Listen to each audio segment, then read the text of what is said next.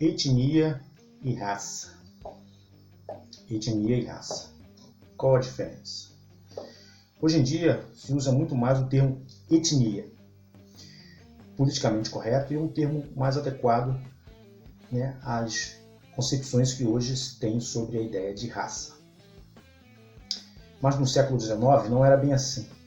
No século XIX era normal falar em termos de raça humana, raças humanas, aliás. Hoje a gente, né, fala somente em raça humana, espécie humana. A raça está ligada à espécie humana. Mas, em termos, no século XIX, da mesma forma que se dividiam hoje os cachorros em raças, se dividiam também os seres humanos. E isso era amparado pela ciência. Pela ciência? Sim, pela ciência, que hoje tem status de pseudociência, mas na época era sim considerada ciência, a eugenia. O desdobramento da eugenia hoje é, por exemplo, o genoma. As pesquisas que procuram desenvolver o melhoramento dos genes humanos. E era mais ou menos isso que eles pensavam também no século XIX, mas não analisando o DNA, não, evitando ou forçando, né, o cruzamento ou a separação entre as raças, assim como se faz com os animais, né? Como assim? No século XIX surgiu o darwinismo, né? A ideia de que as espécies se adequam ao ambiente e supostamente, né, evoluem. Essa ideia de evoluir não significa se tornar melhor, superior, ou melhor do que aquela outra que parece ser menos evoluída, mas é que dentro de uma concepção darwinista, aquela espécie se adequou ao meio ambiente e sobreviveu, enquanto outras vertentes daquela espécie deixaram de existir. Mais ou menos isso.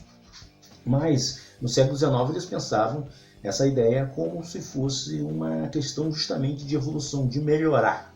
Da mesma forma que eles pensavam que existia essa hierarquia entre as espécies, que não foi isso que Darwin falou, eles criaram essa hierarquia entre a espécie humana, dividindo ela em subespécies, as chamadas raças. As raças humanas, então, seriam as mais atrasadas, aquelas, né, que não teriam conhecido a civilização ainda, que não tinham desenvolvido o capitalismo, não tinham desenvolvido a indústria, que não tinham desenvolvido um sistema de alfabetos como o europeu, que não tinham cidades como a nossa, ou seja, que eles chamavam de sociedades tribais.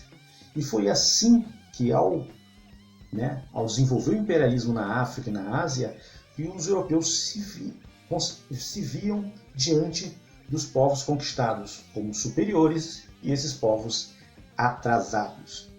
Então a eugenia, uma ciência baseada, uma pseudociência baseada numa ciência, foi responsável para, e no contexto do imperialismo, no contexto do neocolonialismo, desenvolveu essa ideia do racismo científico.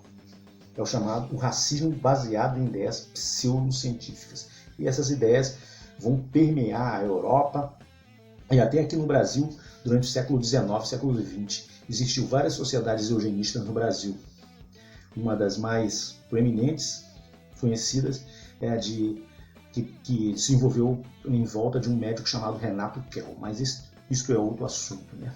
No Brasil existia a tese do branqueamento, que a população brasileira tinha que ser branqueada para se aproximar ao ideal de civilização. Por que eu estou falando isso?